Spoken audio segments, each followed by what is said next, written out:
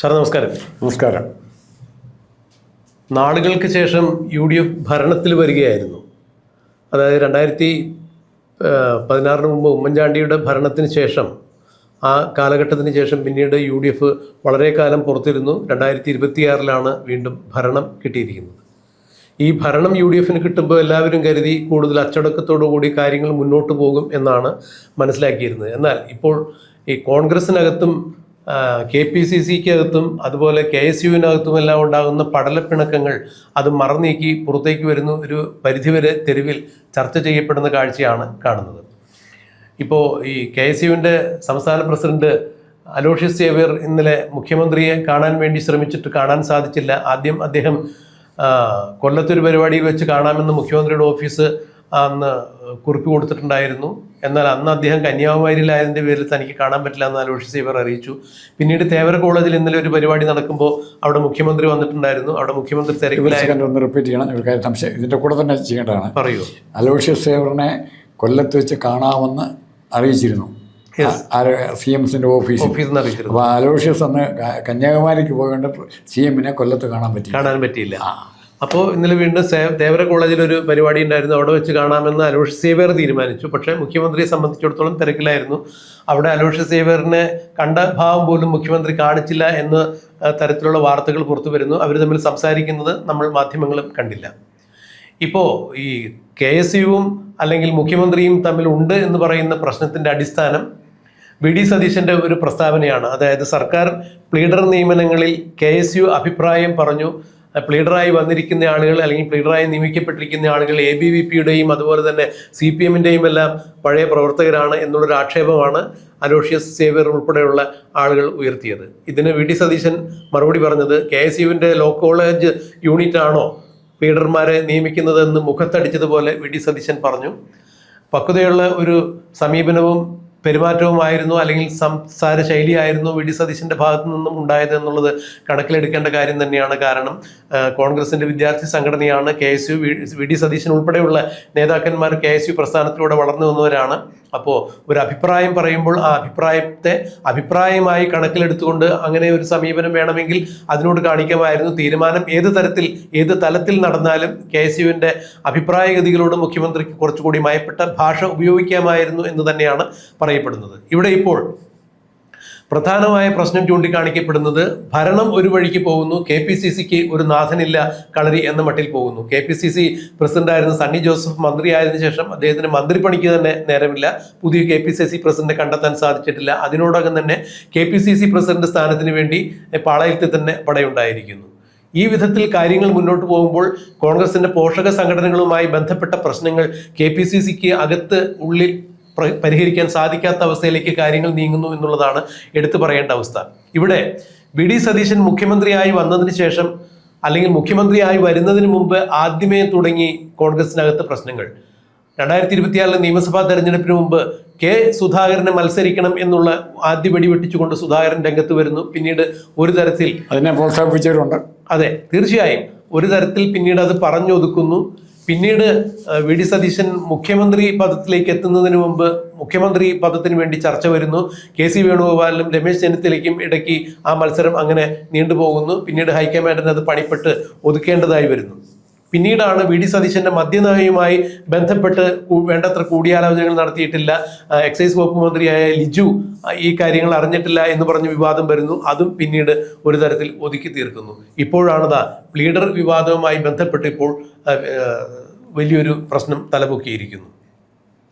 ഇത് കോൺഗ്രസ് എന്നും അധികാരത്തിൽ വരുമ്പോഴുള്ള പ്രശ്നമാണ്. ഈ അലോഷ്യസ് സേവ്യറിനെ മുഖ്യമന്ത്രി കണ്ടില്ല എന്നുള്ളൊരു കാര്യം കണക്കിലെടുക്കുമ്പോൾ ഇന്നിപ്പോൾ ഉമ്മൻചാണ്ടി അനുസ്മരണ സമ്മേളനത്തിൽ വെച്ച് VD സതീശൻ VM സുധീരൻ അലോഷ്യസ് സേവ്യറെ വിളിച്ച് തോളിൽ തട്ടി അഭിനന്ദിക്കുന്ന കാഴ്ചയാണ് കാണാൻ കഴിഞ്ഞത്. അതിൽ തെറ്റൊന്നുമില്ല.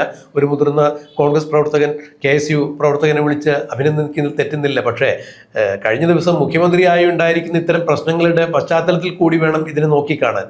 ഇവിടെ ഇപ്പോൾ കോൺഗ്രസിനെതിരെ പറഞ്ഞ് കേൾക്കുന്നൊരു പരാതി, VD സതീശൻ മുഖ്യമന്ത്രിയായതിൽ കോൺഗ്രസിനകത്ത് നിന്ന് തന്നെ ഒരുപറ്റം ആളുകൾക്ക് വലിയ എതിർപ്പുകളുണ്ട്. ഏതു വിധേനയും വി ഡി സതീശൻ മുഖ്യമന്ത്രി ആകാതിരിക്കാൻ വേണ്ടി ചില സാമുദായിക ആചാര്യന്മാരെ കൂട്ടുപിടിച്ചുകൊണ്ട് കോൺഗ്രസിനകത്തെ മുതിർന്ന നേതാക്കൾ ചില കള്ളക്കളികൾ നടത്തിയിട്ടുണ്ടായിരുന്നു. ആ കള്ളക്കളികൾ ഇപ്പോഴും പല വിധത്തിൽ ഒളിഞ്ഞും തെളിഞ്ഞും നടക്കുന്നു. അലോഷ്യസ് സേവ്യർ പണ്ട് SFI പ്രവർത്തകനായിരുന്നു എന്ന് KSU ഒരു വിഭാഗം ഇപ്പോൾ ആരോപണങ്ങൾ ഉന്നയിച്ചിരിക്കുന്നു. ജിൻഡോ ജോൺ KC വേണുഗോപാലിൻ്റെ ആളായിട്ടാണ് വി ഡി സതീശനെ എതിർക്കുന്നതെന്ന് ഒരു വിഭാഗം പറയുന്നു. ജിൻഡോ ജോൺ അതിന് മറുപടിയുമായി വരുന്നു. കാര്യങ്ങൾ തുറന്നു പറയുന്ന ആളുകളെല്ലാവരെയും KC പക്ഷക്കാരെന്ന് പറയുന്നു. അങ്ങനെ പറയുന്നുണ്ടെങ്കിൽ എനിക്കതിൽ പരാതിയില്ല എന്ന് ജിൻഡോ ജോണും പറയുന്നു. ആകെ കോൺഗ്രസിനകത്ത് ഇത്തരത്തിലുള്ള ഒരു അഴകുഴമ്പൻ രീതിയിൽ ഈ കാര്യങ്ങൾ പോകുന്നു. KPCCക്ക് പ്രസിഡന്റ് ആയിട്ടില്ല. ഇത്തരം പ്രശ്നങ്ങൾ ഒരു പരിധിവരെ അവിടെ തീരുമാനിക്കപ്പെടേണ്ടതായിരുന്നു. എങ്ങനെയാണ് മുതിർന്ന ഒരു രാഷ്ട്രീയ നിരീക്ഷകൻ എന്ന രീതിയിൽ, മാധ്യമപ്രവർത്തകൻ എന്ന രീതിയിൽ രാജ്മോഹൻ സാർ ഈ പ്രശ്നങ്ങളെ കണക്കിലെടുക്കുന്നത് എങ്ങനെ വിലയിരുത്തുന്നു? പ്രതിഭ, താങ്കൾ അവതരിപ്പിച്ച വിഷയം അതിൽ കൂടെ പറയാൻ നോക്കിയ കാര്യങ്ങൾ എൻ്റെയും താങ്കളുടെയും ദൗർബല്യത്തെ തുറന്നു കാട്ടുന്നതാണ്. കാരണം എന്താ ഇഷ്യൂ എന്തെങ്കിലും പറയാനുണ്ടോ? എന്ത് ഇഷ്യൂ ആണ് KSU ഉയർത്തിയത് എന്ന് പറയാനില്ല. പക്ഷെ ഇപ്പം നമുക്ക് കാണുന്ന ഇത് ചില സദ്യ, പ്രത്യേകിച്ചും ഹൈന്ദവ എല്ലാവരുടെയും സദ്യ ഒരു 12 മണിക്ക് സദ്യ വിളമ്പുന്ന സമയം, ഒരു ഹോളിലായിരിക്കും സദ്യ. ആൾക്കാരെല്ലാം ഹോളിൻ്റെ പ്രധാനപ്പെട്ട തുറക്കാനുള്ള വാതിലുകൾക്ക് മുമ്പിൽ ക്യൂ നിൽക്കുകയാണ്. കുറേ പേര് ഓടി സദ്യ എനിക്കൊരു സീറ്റ് വേണം. കുറേ പേര് ഓടി സദ്യ എങ്ങനെയെങ്കിലും കിട്ടുമെന്ന് നോക്കുന്നു. കുറേ പേർക്ക് സീറ്റ് കിട്ടുന്നു. കുറേ പേര് സീറ്റ് കിട്ടാതെ ദയനീയമായിട്ട് പുറകോട്ട് നോക്കി നടന്ന് പുറത്തേക്ക് വരുന്നു. പിന്നെ അടുത്ത ഊഴം കാത്തിരിക്കുന്നു.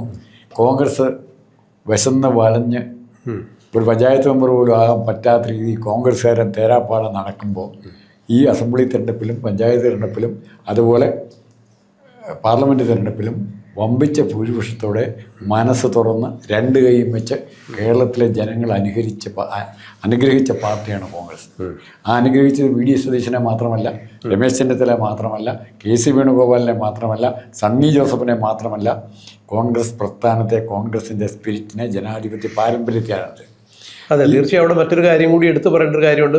ശക്തമായ ഭരണവിരുദ്ധ വികാരം, പിണറായി വിരുദ്ധ വികാരം അതിന് വലിയൊരു ചട്ടക്കൂടായി എന്നുകൂടി നമുക്ക് കാണാതെ പോകാൻ പറ്റില്ല. കാരണം കോൺഗ്രസിനെ സംബന്ധിച്ചിടത്തോളം കോൺഗ്രസ് അധികാരത്തിൽ എത്തിക്കുന്നതിന് വേണ്ടി പിണറായി വിജയൻ വലിയൊരു പങ്ക് വഹിച്ചിട്ടുണ്ടെന്നുള്ളതാണ് ഇതിൽ നിന്ന് മനസ്സിലാക്കാൻ കഴിയുക. ഒന്ന് ഇത്തവണത്തെ ഇലക്ഷൻ്റെ വിജയം എന്ന് പറഞ്ഞാൽ ആർക്കും ഒരു വ്യക്തിക്ക് ആട്രിബ്യൂട്ട് ചെയ്യാൻ പറ്റുന്നല്ല. 2 കാര്യങ്ങളുണ്ട്. ഒന്ന്, LDF അല്ലെ പിണറായി വിജയനെതിരായുള്ള ഒരു anti CPM anti Pinarayi spirit ജനങ്ങളിൽ മൊത്തം ഉണ്ടായി. 2, കോൺഗ്രസിനെതിരായിട്ട് ആ സ്പിരിറ്റ് ഉണ്ടാകാത്തതിൻ്റെ കാരണം 10 വർഷമായിട്ട് കോൺഗ്രസ് അധികാരം പുറത്തു നിൽക്കുക. അവർക്കെതിരെ ഉയർത്തിക്കാണെങ്കിൽ കാര്യമായ വിഷയങ്ങളൊന്നുമില്ല. അങ്ങനെ 2 മെച്ചം കിട്ടി. പക്ഷെ ഇവിടെ വി ഡി സതീശനെ മുഖ്യമന്ത്രി ആക്കണോ വേണ്ടിയോ എന്ന് ചോദിക്കുമ്പോൾ സതീശനിൻ്റെ ഒത്തിരി നമ്മൾ വളരെ ചർച്ച ചെയ്തു. മറ്റ് കണ്ടൻറ്റേഴ്സിനേക്കാൾ കൂടുതലായി ഇത്തവണത്തെ അസംബ്ലി ഇലക്ഷന് പ്രത്യേകിച്ചും അതിന് മുമ്പുള്ള ബൈ ഇലക്ഷൻ തൊട്ട് എല്ലാ കാര്യങ്ങളിലും സതീശൻ്റെ ഒരു ഡയറക്ഷൻ ഉണ്ടായിരുന്നു. സതീശൻ തെരഞ്ഞെടുപ്പ് ഫണ്ട് അറേഞ്ച് ചെയ്ത് കൊടുത്തോ അല്ലെ MLA-മാരുടെ പ്രചരണത്തിന് കാശ് കൊടുത്തോ പോസ്റ്റ് അടിക്കാൻ കാശ് കൊടുത്തോ എന്നുള്ളതല്ല പ്രശ്നം. ഒരു ഡയറക്ഷൻ കൊടുത്തു, ഇഷ്യൂ ബേസ്ഡ് ഡയറക്ഷൻ കൊടുത്തു. ഇന്ന കാര്യങ്ങളാണ് ചെയ്യാൻ ഉദ്ദേശിക്കുന്നത്. ആദ്യമായിട്ട് കഴിഞ്ഞ കുറേ വർഷങ്ങളുടെ ചരിത്രത്തിൽ ആദ്യമായിട്ട് കോൺഗ്രസ് എന്താണ് ചെയ്യാൻ പോകും മാനിഫെസ്റ്റോ ഏതെങ്കിലും ആരെ കൊണ്ടെങ്കിലും എഴുതിച്ച് അത് പബ്ലിഷ് ചെയ്ത് കഴിഞ്ഞാൽ ചുമതല തീർന്നെന്ന് പറയല്ല, ചെയ്യാൻ പോകുന്ന കാര്യങ്ങളെക്കുറിച്ച് വിസ്മയം എന്നുള്ള വാക്ക് ചേർത്ത് ആ രീതിയിലാണ് സതീശൻ അവതരിപ്പിച്ചത്. സതീശൻ്റെ അവതരണത്തിനല്ല, സതീശൻ അവതരിപ്പിച്ച മാറ്ററിന് കേരളത്തിലെ ജനങ്ങൾ അംഗീകാരം കൊടുത്തു. അല്ല, സതീശൻ മുന്നിൽ നിന്ന് അക്ഷരാർത്ഥത്തിൽ പടം നയിക്കുക തന്നെ ചെയ്തു. അല്ല, അതിനറിയണമെങ്കിൽ നിലമ്പൂർ ഉപതെരഞ്ഞെടുപ്പ് അൻവറിനെ മാറ്റി നിർത്തത്, മാങ്കൂട്ടത്തെ മത്സരരംഗത്ത് നിന്ന് ഒഴിവാക്കിയത്, ഇതിൻ്റെ അകത്തൊക്കെ സതീശൻ്റെ മാത്രമല്ല കോൺഗ്രസിന് പ്രയോജനപ്പെട്ട ഒത്തിരി കാര്യങ്ങളുണ്ടായിരുന്നു. തീർച്ചയായും ഇവിടെ ഇപ്പോൾ വളരെ പെട്ടെന്ന് സംഭവിച്ചത്, ഇന്നലെ വരെയുള്ള കോൺഗ്രസിൻ്റെ എല്ലാ സംസ്ഥാനങ്ങളിലും കളിച്ച വൃത്തികെട്ട രാഷ്ട്രീയ കളി, വൃത്തികെട്ടം തന്നെ പറയേണ്ടി വരും, തരംതാണ രാഷ്ട്രീയ കളി ഹൈക്കമാൻഡിനെ ഉപയോഗിച്ച് കേരളത്തിൽ കളിക്കാൻ നോക്കി. ഇപ്പോൾ ലാസ്റ്റ് വന്നിരിക്കുന്ന കർണാടകത്തിൽ DK ശിവകുമാറിനെയും സിദ്ധാരാമയ്യം മറികടന്നുകൊണ്ട് രാഹുൽ ഗാന്ധി തീരുമാനമെടുക്കുന്നു. രാഹുൽ ഗാന്ധി എന്ന് പറയുന്നില്ല, ഹൈക്കമാൻഡ് തീരുമാനം എടുക്കുന്നു. ഇപ്പോൾ രാഹുൽ ഗാന്ധി നാട്ടിലില്ലെന്നാണ് പറയുന്നത്. എങ്ങനെയാണ് അങ്ങനെ ഒരു തീരുമാനം എടുക്കാൻ അവർക്ക് പറ്റുന്നത്? അല്ല, ഇതാണ് ഈ പലപ്പോഴും നമുക്ക് മനസ്സിലാകാൻ പറ്റാത്തൊരു കാര്യം. കാരണം ഈ കേരളത്തിൻ്റെ മുക്കും മൂലയും തിരിച്ചറിയുന്നത് കേരളത്തിലെ രാഷ്ട്രീയ പ്രവർത്തകരാണ്, പൊതുപ്രവർത്തകരാണ്. അവർ കമ്മ്യൂണിസ്റ്റുകാരാവട്ടെ, കോൺഗ്രസ്സുകാരാവട്ടെ, മറ്റിതര പാർട്ടിക്കാരാവട്ടെ, ജനങ്ങളിലേക്ക് ഇറങ്ങിച്ചെന്ന് പ്രവർത്തിക്കുമ്പോൾ അതാത് പ്രദേശങ്ങളിലെ വികാരം എന്താണെന്ന് മനസ്സിലാക്കാൻ പറ്റും, ജനങ്ങളുടെ അടിസ്ഥാന പ്രശ്നങ്ങൾ മനസ്സിലാക്കാൻ പറ്റും. ഈ പ്രശ്നങ്ങൾ വേറെ എവിടെയെങ്കിലും ഇരുന്നുകൊണ്ട് ഒരാൾ ഇവിടെയുള്ള കാര്യങ്ങൾ പറഞ്ഞു കേട്ട് വിഷയങ്ങൾ വെച്ച് കൈകാര്യം ചെയ്യും. അവർ തീരുമാനിക്കും. ഈ ഡ്രിൽ മാഷിന് മുന്നിൽ കുട്ടികൾ നിൽക്കണ പോലെ ഇവരെല്ലാവരും അന്ന് ഈ മുഖ്യമന്ത്രി ചർച്ചയുമായി ബന്ധപ്പെട്ട് നമ്മുടെ കേരളത്തിലെ നേതാക്കൾ നിൽക്കുന്ന കണ്ടപ്പോൾ നമുക്ക് അക്ഷരാർത്ഥത്തിൽ വലിയ സങ്കടമാണ് തോന്നി. ജനാധിപത്യപരമായ രീതിയിൽ തിരഞ്ഞെടുക്കപ്പെട്ട ചില നേതാക്കന്മാർ മറ്റുള്ള ആളുകളുടെ നിർദ്ദേശങ്ങൾക്ക് കാത്തു നിൽക്കുന്നു എന്ന് പറയുമ്പോൾ അച്ചടക്കമുള്ള പാർട്ടി എന്ന രീതിയിലൊക്കെ വേണമെങ്കിൽ നമുക്ക് ഭംഗ്യന്തരമാണ് അത് വിശ്വസിക്കാമെങ്കിലും ഒരു കാരണവശാലും ജനങ്ങളുടെ വികാരം അറിയാത്ത ആളുകൾ ഇത്തരം കാര്യങ്ങൾ നേരിട്ട് നിന്ന് ചർച്ച ചെയ്യുകയും അത് പരിഹരിക്കുകയും ചെയ്യുന്നു എന്ന് പറയുമ്പോൾ അവിടെ ഒരു അപര്യാപ്തത ചൂണ്ടിക്കാണിക്കാൻ തീർച്ചയായിട്ടും സാധിക്കുന്നു എന്നുള്ളതാണ് എൻ്റെ വ്യക്തിപരമായ അഭിപ്രായം. സാർ പറയും. അവിടെ ഇപ്പോൾ അലോഷി ഉയർത്തിയിരിക്കുന്ന ആരോപണം, അല്ലെ അലോഷി എന്ന് പറഞ്ഞാൽ on behalf of K S U president എന്ന് പറഞ്ഞാൽ അലോഷി ഉയർത്തിയിരിക്കുന്ന ആരോപണം വിദ്യാർത്ഥികളെ ബാധിക്കുന്നതാണോ, തൊഴിലില്ലാത്ത ചെറുപ്പക്കാരെ ബാധിക്കുന്നതാണെന്ന് പറയാം, വിദ്യാർത്ഥികളെ ബാധിക്കുന്നതാണോ? അപ്പോൾ അലോഷി ഏതെങ്കിലും സതീശൻ്റെ ഗവൺമെൻറ് ചെയ്ത നല്ല കാര്യത്തിന്, ഒരു ഏറ്റവും പ്രധാനപ്പെട്ട നല്ല കാര്യം, വിദ്യാർത്ഥികളെ കൂടെ ബാധിക്കുന്ന നല്ല കാര്യം ഒന്ന് അനുമോദിക്കാൻ അലോഷി തയ്യാറായിട്ടുണ്ട്. എന്തിനാ ഈ പ്രിയദർശിനി യാത്രയുമായി ബന്ധപ്പെട്ട് എത്രയോ കോളേജ് വിദ്യാർത്ഥിനികൾക്ക്, പരീക്ഷ എഴുതാൻ പോകുന്ന വിദ്യാർത്ഥിനികൾക്ക് എല്ലാം ഫ്രീ ആയിട്ട് പോകാൻ പറ്റുന്നു. അതെ, അതേക്കുറിച്ചൊരു FB കുറിപ്പ് ഞാൻ അദ്ദേഹത്തിൻ്റെതായി കണ്ടില്ല കേട്ടോ. അല്ല, എന്തേ കാണാത്ത? അവിടെയാണ് ഉദ്ദേശം. ഞാൻ കാണാതെ പോയതാണോ എന്ന് എനിക്കറിയില്ല. പക്ഷേ പരസ്യമായിട്ട് ചെയ്യാമല്ലോ. KSU വേണൊരു മീറ്റിംഗ് നടത്തി അനുമോദിക്കാമല്ലോ. അതിന് ആദ്യത്തെ യാത്രക്കാരെ അനുവദിക്കാമല്ലോ. ചില സ്ഥലങ്ങളിലൊക്കെ ചെയ്തിട്ടുണ്ട്. ചില സ്ഥലങ്ങളിൽ അലോഷി കേന്ദ്രീകൃതമായ സംഘടനാ സംവിധാനത്തിൻ്റെ ബലത്തിലല്ല ചെയ്തിരിക്കുന്നത്. ഇപ്പം എനിക്ക് ഉറപ്പുണ്ട്, ഇയാളായിരുന്നു KC വേണുഗോപാലായിരുന്നു മുഖ്യമന്ത്രിയെങ്കിൽ അലോഷി 4 കാറും പിടിച്ച് പോയതിനെ സ്വീകരിക്കാൻ. വലിയ സംഭവമാണെന്ന് പറഞ്ഞാൽ തൂഫാൻ വലിയ സംഭവം എന്ന് പറയുന്നുണ്ടല്ലോ. ഇപ്പോൾ ഇന്നലെയാണ് ഒരു പോലീസ് ഉദ്യോഗസ്ഥൻ പറഞ്ഞത്, ഇന്നലെ വരെ നമ്മുടെ പോലീസുകാരെ, കേരളത്തിലെ പോലീസ് കൈകാര്യം ചെയ്യുന്ന അല്ലെ പിടിച്ചിട്ടുള്ള കേസുകളേക്കാൾ കൂടുതലായിട്ട് 2 3 കേസ് മാത്രമേ പിടിച്ചിട്ടുള്ളൂ. ഒരു 10 കിലോയിൽ കൂടുതലുള്ള മയക്കുമരുന്ന് ഒന്നും കാര്യമായിട്ട് പിടിക്കാൻ പറ്റിയിട്ടില്ല. അത് ഭയങ്കര സംഭവമെന്നാണ് പറഞ്ഞത്. തൂഫാൻ മയക്കുമരുന്ന് വേട്ട. അല്ല, അപ്പം അത്തരം സംഭവങ്ങളെ പെരുപ്പിച്ച് കാണിച്ച് ഇതാണ് ഭരണം എന്ന് പ്രചരിപ്പിക്കാൻ നോക്കുന്ന, ഇതാണ് ഗ്ലാമർ എന്ന് പ്രചരിപ്പിക്കാൻ നോക്കുന്ന രാഷ്ട്രീയ സംവിധാനം മാറ്റി ഇഷ്യൂ ബേസ്ഡ് ആയിരിക്കണം. ആ ഇഷ്യൂ ഇവിടെ അലോഷി എന്തെങ്കിലും പറഞ്ഞിട്ടുണ്ടോ? അല്ല, പ്ലീഡർ നിയമനമാണ് ചൂണ്ടിക്കാണിക്കുന്നത്. അതിന് VD സതീശൻ കൃത്യമായ മറുപടിയും കൊടുത്തു. കാരണം KSUവിൻ്റെ ലോ കോളേജ് യൂണിറ്റ് അല്ല പ്ലീഡർ നിയമനത്തിൽ തീരുമാനമെടുക്കേണ്ടതെന്ന് VD സതീശൻ കൃത്യമായിട്ട് പറഞ്ഞു. അതായത് ഇടപെടേണ്ട കാര്യങ്ങളിൽ മാത്രം ഇടപെട്ടാൽ മതി, അത് മറ്റുള്ള കാര്യങ്ങൾ നോക്കാനായിട്ട് ഇവിടെ വേറെ ആളുകളുണ്ടെന്ന് അദ്ദേഹം പറഞ്ഞു. അദ്ദേഹം പറഞ്ഞ ഭാഷ കുറിച്ച് കടുത്ത് തന്നെ പോയി. ഇല്ല, കാരണം എന്നറിയോ, അത്ര ഒരു ഭാഷ പറഞ്ഞ് കൃത്യമായി ഇന്നതാണ് എൻ്റെ നിലപാട്, ആറ്റിറ്റ്യൂഡ് ഇന്നതായിരിക്കും, വളരെ ഗൗരവത്തോടെ അത് പറഞ്ഞിരിക്കുന്നത്. ഒരു തമാശയായിട്ട് ലോകത്തിൽ പറഞ്ഞു കഴിഞ്ഞാൽ പിന്നെ ഇവർ ചെല്ലും, തോള കാണാൻ ചെല്ലും. മറിച്ചൊരു മുഖ്യമന്ത്രി കൊടുക്കേണ്ട ഇയാളെന്നെ കാണിച്ചേ. അല്ല, എന്നിട്ടിപ്പോൾ സാർ പറഞ്ഞ പോലെ ഇഷ്യൂ ബേസ്ഡ് ആയിട്ട് എന്തെങ്കിലും കാര്യങ്ങളാണെങ്കിൽ തീർച്ചയായിട്ടും അതിൽ ചർച്ച ചെയ്യേണ്ട കാര്യങ്ങൾ. ഇപ്പോൾ അത് വീണ്ടും KPCCക്ക് ഈ വിഷയത്തിൽ കത്ത് കൊടുത്തിരിക്കുന്നു. മുഖ്യമന്ത്രി അങ്ങനെ പെരുമാറി, ഇങ്ങനെ പെരുമാറി, KSU അധ്യക്ഷനെ അപമാനിക്കുന്ന തരത്തിൽ പെരുമാറി എന്നൊക്കെ പറഞ്ഞിട്ട് അങ്ങനെ പറയുമ്പോൾ തീർച്ചയായും എന്ത് തരത്തിലുള്ളൊരു ആവശ്യം ഉന്നയിച്ചുകൊണ്ടാണ് ഇവർ മുഖ്യമന്ത്രിക്കെതിരെ ഇത്തരത്തിൽ ഒരു പടയൊരുക്കം നടത്തുന്നത് എന്നുള്ളത് ചിന്തനീയം തന്നെയാണ്. കേരളത്തിൻ്റെ പൊതുജനത ഇത് കാണുന്നുണ്ട്.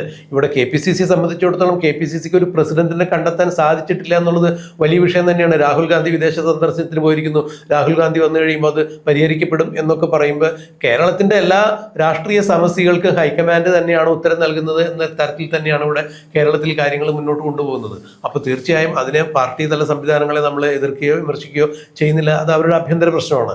പക്ഷേ ഇവിടെ കേരളത്തിൽ 10 വർഷങ്ങൾക്ക് ശേഷം പുറത്തിരുന്ന് കോൺഗ്രസിന് ഭരണം കിട്ടുമ്പോൾ ഇവിടെ പ്രതിപക്ഷമായി വർത്തിക്കുന്നത് പിണറായി വിജയനോ LDFോ അല്ല, തീർത്തും VD സതീശനെ സംബന്ധിച്ചിടത്തോളം ശക്തമായ പ്രതിപക്ഷം സ്വന്തം പാർട്ടിയിൽ നിന്ന് തന്നെയാണ് എന്ന് വേണം മനസ്സിലാക്കാൻ. ഇതിൻ്റെ പുറകിലെല്ലാം അന്വേഷിച്ച് ചെല്ലുമ്പോൾ സാറ് നേരത്തെ പറഞ്ഞതല്ലേ, അടച്ചിട്ട മുറിക്കുള്ളിൽ നടക്കുന്ന ആ ഒരു സദ്യ തന്നെയാണ്. ആ വാതിൽ തുറക്കുന്നതും കാത്ത് ഇരിക്കുന്ന ആളുകൾ തന്നെയാണ്. അധികാരം എന്ന സദ്യയ്ക്ക് വേണ്ടി എനിക്കൊരു സീറ്റ് എവിടെ കിട്ടും എന്നുള്ളൊരു താല്പര്യത്തോടു കൂടി, അല്ല എന്നുണ്ടെങ്കിൽ അധികാരത്തിൽ ഇരിക്കുന്ന ആളുകളെ ഇപ്പം നിഷ്കാസിതരാക്കി തങ്ങൾക്ക് താല്പര്യമുള്ള ആളുകളെ ആ കസേരയിൽ പ്രതിഷ്ഠിക്കുന്നതിന് വേണ്ടി നടത്തുന്ന ഒരു ചക്കളത്തി പോരാട്ടമാണോ, പൊറോട്ട് നാടകമാണോ ഇപ്പം മുന്നോട്ട് പോയിക്കൊണ്ടിരിക്കുന്നത് എന്നുള്ളതും ജനങ്ങളിൽ സംശയമുണ്ട്. അങ്ങനെ ആർക്കെങ്കിലും സംശയം തോന്നിക്കഴിഞ്ഞാൽ അവർ കുറ്റം പറയാത്ത തരത്തിലുള്ള പ്രവർത്തനങ്ങളാണ് ഇപ്പോൾ KSUവിൻ്റെ കോൺഗ്രസിൻ്റെ പോഷക സംഘടനകളിൽ നിന്നുണ്ടായിക്കൊണ്ടിരിക്കുന്നത് എന്ന് വേണം മനസ്സിലാക്കാൻ. അല്ല, ഇത് ഇവിടെ വെച്ച് തീർത്താലും ഒരു വേറൊരു ഗുണമുണ്ട് കേട്ടോ. കോൺഗ്രസ് ആയതുകൊണ്ട് ഇതുപോലത്തെ ഒത്തിരി പരിപാടികളിലും സംഘർഷ നാടകങ്ങളിലൂടെയൊക്കെ കടന്നു വന്നിട്ടുള്ളതാണ് ഒത്തിരി നാടകങ്ങൾ. ഇപ്പോൾ ഉണ്ണിത്താൻ്റെ മുമ്പ് കുറച്ച പ്രശ്നമൊക്കെ ഉണ്ട് ഇല്ലേ? ഇതിൽ ഉണ്ണിത്താൻ ഇപ്പോൾ കാസർഗോഡ് MP ആണ്. പക്ഷേ ഇപ്പം ഞാൻ വേദനയോടെ കാണുന്നത് കേരളത്തിൻ്റെ രാഷ്ട്രീയത്തിൽ വളർന്നു വരേണ്ട കുറേ ചെറുപ്പക്കാർ ഈ ഗ്രൂപ്പുകളുടെ അതിപ്രസരം തന്നെ. ഒന്ന് ഇദ്ദേഹം രാഹുൽ മാങ്കൂട്ടത്തിൻ്റെ കാര്യം, ഷാഫി പറമ്പിൽ, ഇവിടെ ഷാഫി പറമ്പിലൊക്കെ കേരളത്തിൻ്റെ മൊത്തം മൊയ്തു മൗലവിയുടെ സ്ഥാനത്തുള്ള നേതാവായി വരേണ്ടവളെ വെറും ഗ്രൂപ്പിൻ്റെ അടിമയാക്കി മാറ്റി. അല്ല, കോൺഗ്രസിന്റെ ഗ്രൂപ്പിൻ്റെ അടിമയാക്കി എന്തിനാ? ടാർഗറ്റ് സതീശൻ, 100 സതീശൻ. കോൺഗ്രസിന്റെ എക്കാലത്തെയും ഒരു ശാപം അത് തന്നെയായിരുന്നു. ഇനിയും കോൺഗ്രസ് ഇത്തരം കെട്ടുപാടുകൾ ഉപേക്ഷിച്ച് മുന്നോട്ട് പോകാൻ സാധിച്ചില്ല എന്നുണ്ടെങ്കിൽ തീർച്ചയായും വലിയ പരാജയം തന്നെയായിരിക്കും. വി ഡി സതീശൻ തന്നെ ഒരു പരിധിവരെ ഗ്രൂപ്പുകൾക്ക് അതീതനായി, ആദ്യം ഗ്രൂപ്പ് ഉണ്ടായിരുന്ന അദ്ദേഹം പറയുന്നുണ്ട്. പക്ഷേ ഇപ്പോൾ അദ്ദേഹത്തിന് സംഭവിച്ചതും അത് തന്നെയാണ്. അദ്ദേഹം ഒരു തുറന്ന രാഷ്ട്രീയ പ്രവർത്തകനായി മാറി. തനിക്ക് വേണ്ടി കൈവക്കാൻ കുറച്ച് ആളുകൾ അദ്ദേഹം സൃഷ്ടിച്ചു വച്ചിട്ടുണ്ടായിരുന്നില്ല എന്നുള്ളത് തന്നെയാണ് വി ഡി സതീശന് പറ്റിയൊരു അപജയം എന്നുള്ളതാണ് ഞാൻ മനസ്സിലാക്കുന്നത്.